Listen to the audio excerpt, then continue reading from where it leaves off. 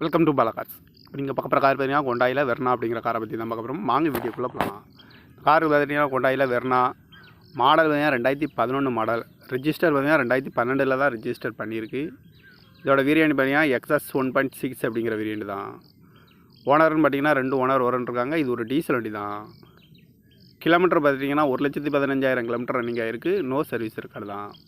இதுக்கு இன்சூரன்ஸ்னு பார்த்தீங்கன்னா இல்லை அப்படின்னு இருக்காங்க. ஏசி வந்துடும், பவர் ஸ்டேரிங் வந்துடும், பவர் விண்டோ வந்துடும்,